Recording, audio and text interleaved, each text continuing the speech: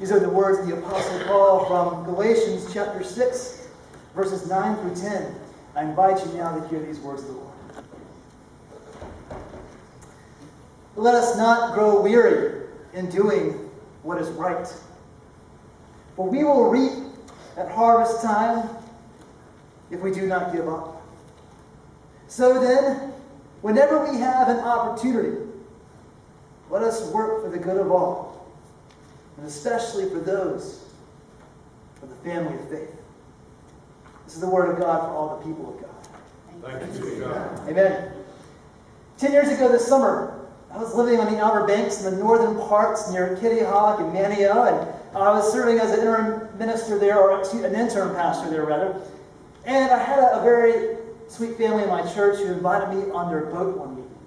And so I meet them at their house. They live in Mans Harbor. They have a big, beautiful home on the water. I think it's on the Croatian Sound, that sound between the mainland and Roanoke Island. And so we go out into the boat, and I noticed they did something interesting.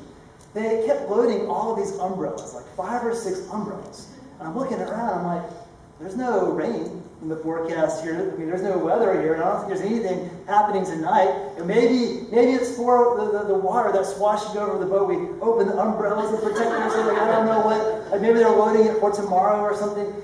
So then we go boating along, and we go under the Mans Harbor Bridge, that bridge that connects the mainland to Manio. We go under it, and then we stop on the west side of the bridge, and we just wait. And they say, Russ, we're going to show you something tonight. We're not going to tell you what it is. We want you to be surprised. I'm like, okay. And I'm looking around like, the time is going by, nothing's happening. I'm looking around like, what are we doing here? Like, is there a whale that's going to come by? Is there a meteor shower? And the suspense is really building. And then I noticed that other boats were also coming in, and they were all just kind of hanging out. We were all kind of looking around. I'm like, well, what is about to happen here? And then I saw it. Then I knew what was happening. Way off in the distance, all around me, like encircling me, were these dark clouds. But they weren't clouds. It was these birds. Thousands and thousands of birds from every direction were coming from every nook and cranny of the Outer Banks. And they're coming toward me. And it's these birds that migrate every summer on this particular bridge on the Outer Banks. They're called purple martins, and they're there only for a few weeks, and they come and then they migrate back to Brazil.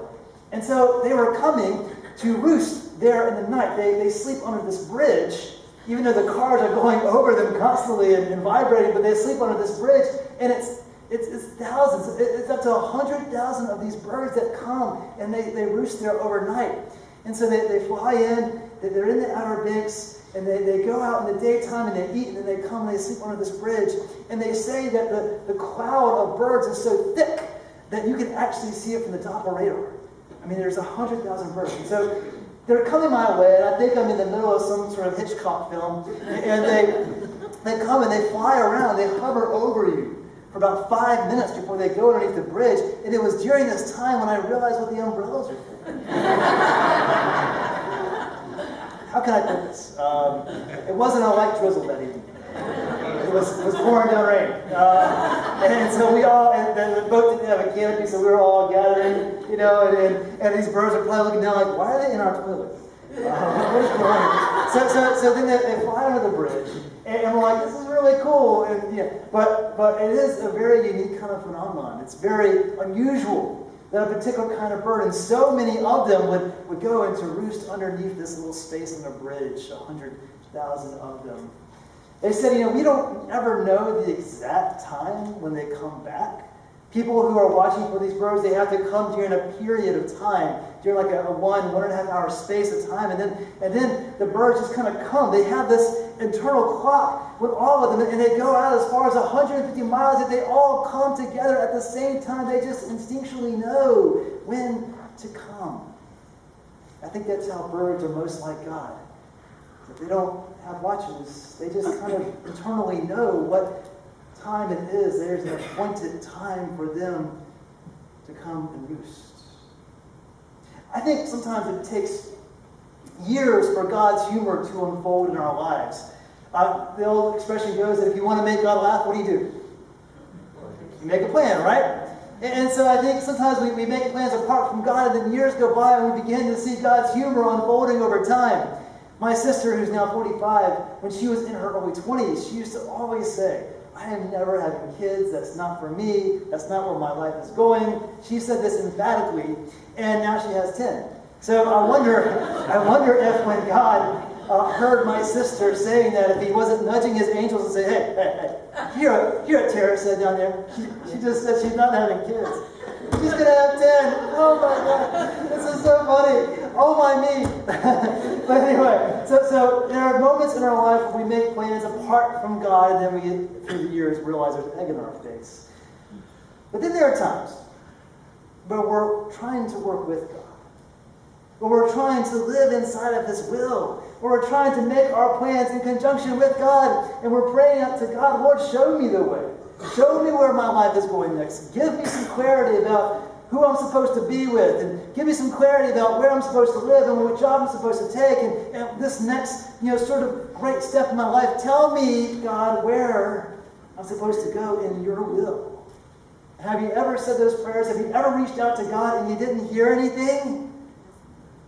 And you're left in this kind of state of suspension, this state of wondering what will happen next. We're left in waiting. Today we are reminded once again that God doesn't have a watch. We're reminded again from this passage today that God is not someone who obsessively checks his cell phone or has a calendar with appointments. We are reminded again today that God does not keep time like we do. And Paul is writing to the Galatians, and they are anxious about time. And they are wondering, when is Christ coming back? Because we are enduring a lot of challenges on this earth as Christians. When is Christ coming back to set things straight, to alleviate our challenges? And Paul himself believed that Christ was coming back soon.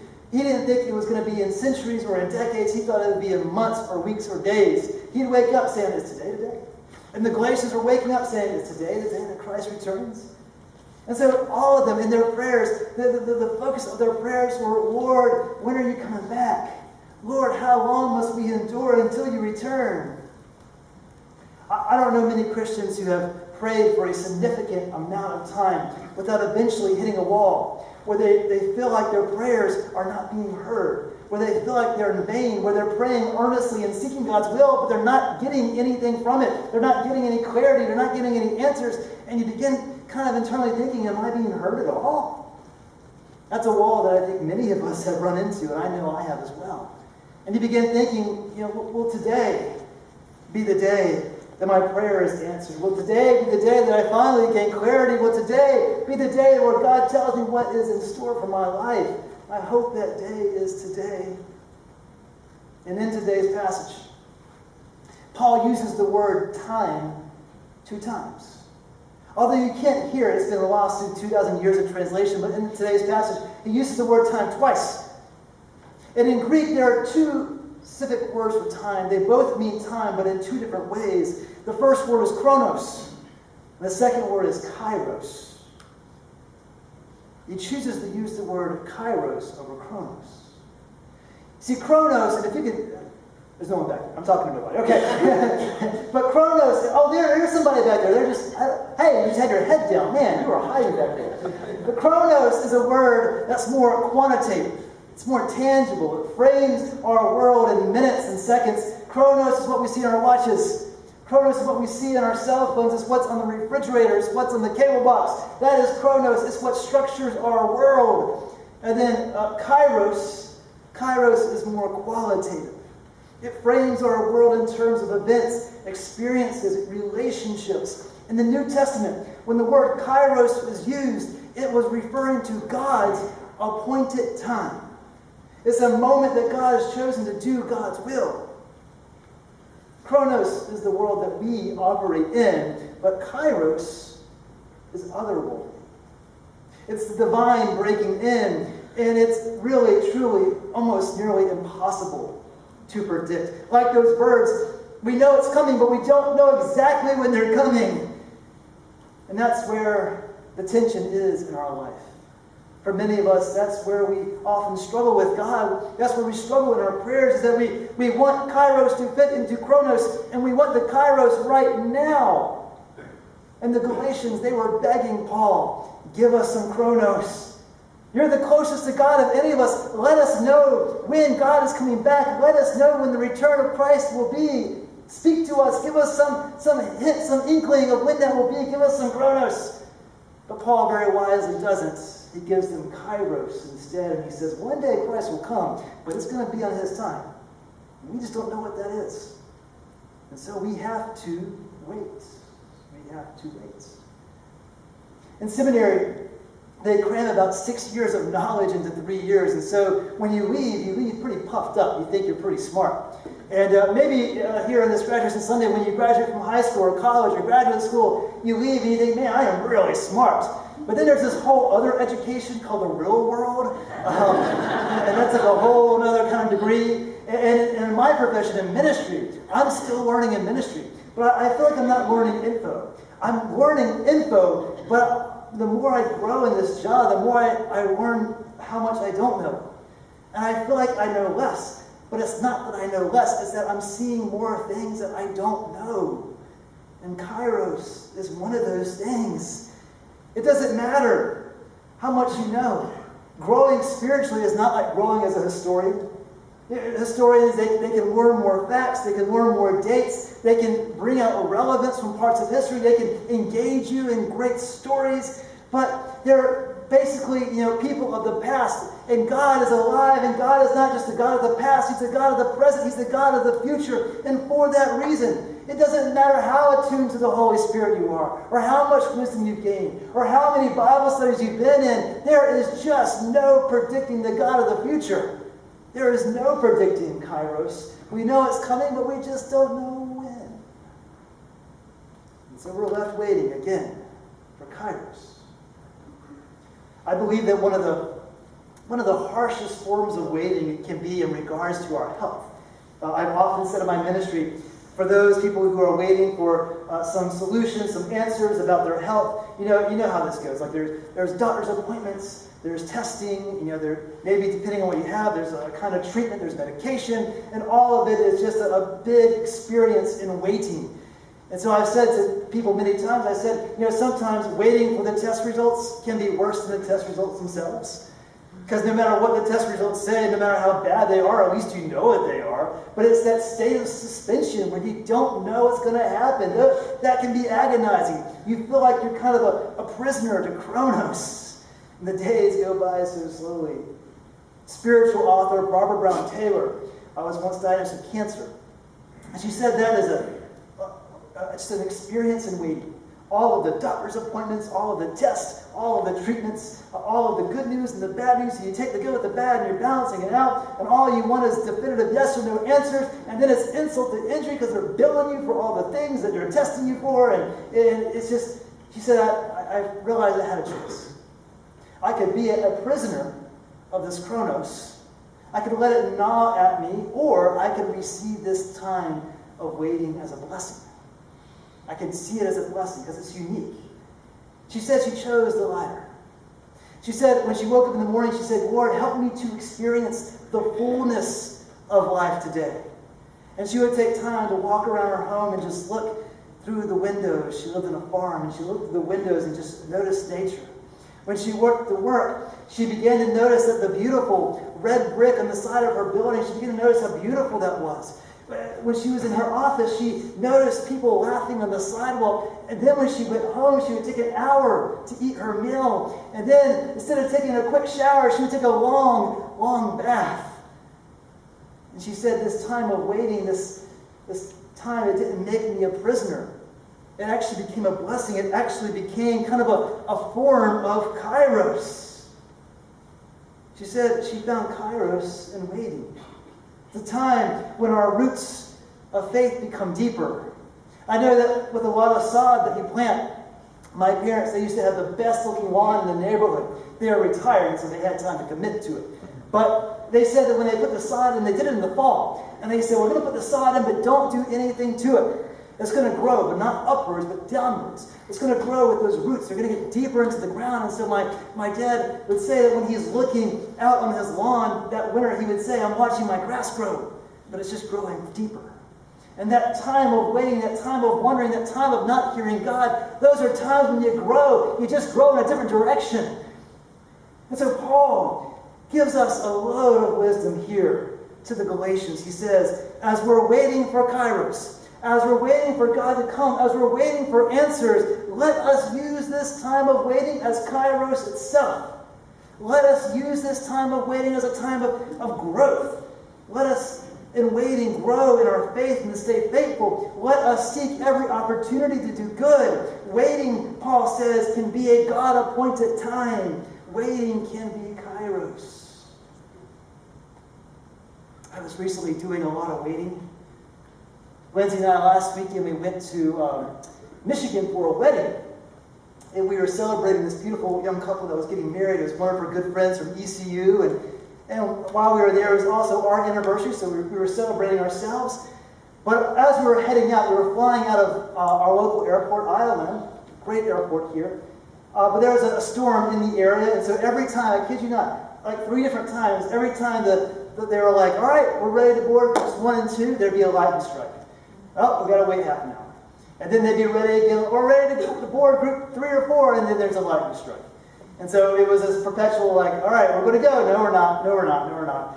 And then we had a flight to catch in Charlotte, a connecting flight to like Toledo or somewhere. And Kronos began to gnaw at me. Because I kept looking at my watch like, I'm going to miss the flight. We're going to miss our connecting flight. I'm going to be stuck in Charlotte for 8 hours in an airport. It's my worst nightmare. And when you're traveling, I'm not a good traveler. Lindsay is, but I'm not. When you're traveling, Kronos becomes your enemy. Kronos begins to kind of gnaw at you, and you begin checking your flight times, and you're constantly looking at your cell phone or your watch, and Kronos becomes your enemy because you just want to get home, you want to get to your destination. And so I said, while I'm in this suspension, while I'm in this waiting, I'm going to make good use of it. I'm going to finish off my email so I can be present with my wife on this weekend. So I had this one email left to send. It's a person that I've been working with in the conference for several years now. And it was a business email, and I just needed to send it really quickly. And as I was writing it, I literally was typing in his name. And when I did, someone said, Russ, and I looked up, and it was him. And I was like, how did I do that? It was so simultaneous. I thought it was like typing his name was like me summoning, like it was like a summoning. Like I was like, whoa, how did I? And then for a split second, I was like, well, I don't have that power. So clearly God is doing something here, so maybe I need to stand up and pay attention. So I said, hey, I was literally just typing you an email. And we talked a little bit about where we were going and the business side of things. And then I said, where are you going? And as it turned out, he was flying out, going up north somewhere for a family emergency. He was going by himself. And it was not just an emergency. There was a lot of challenges to that, a lot of decisions to be made. And I said, man, I am so sorry. And I knew in that moment, I said, this is not an accident. Clearly, I was about to shoot off a business email, but God had other plans. God is intervening here. And I didn't give him advice. I didn't try to pastoral counsel him or anything like that. I just kind of listened and gave him encouragement. Said, I pray for you. This person didn't need my help by any means. They're much stronger than I am. But I think sometimes God puts people in other people's lives just so we don't have to be alone. Just so we don't have to sit in an airport terminal by ourselves. God, for whatever reason, just breaks into this world and has a Kairos moment and says, I'm going to do something here. I'm going to take over. But let me do it. Paul had a similar message to the Galatians. He said, look, while you're waiting, recognize that the waiting itself can be a form of Kairos. While you may not be getting the answers you want, I am still working in your life and I am still doing things. So even though you're not getting the answer, you're still getting some answers. Keep your eyes open, he says. Now maybe you would say, hey Russ, that's a great story about the airport, but we have a small airport, and the odds of bumping into someone you know are pretty high. Well, that may be true. But when you're a person of faith, when you're a person of prayer, you don't just see coincidences, you see God's timing. When you're a person of prayer, when you're a person of faith, you don't just see things at random. You see God as in control, as moving. You see the hand of God at work in your life. When you're a person of faith, when you're a person of prayer, you begin to slowly but surely begin to see Kairos. Will you pray with me? God, we give you thanks for this blessed day, this appointed time when we can come and receive your grace through communion. So, Lord, give us eyes to see and ears to hear the story of your grace now, oh God. Help us to live inside of this Kairos moment. Help us to put aside all of our thoughts of Chronos and to give our hearts to you in this moment.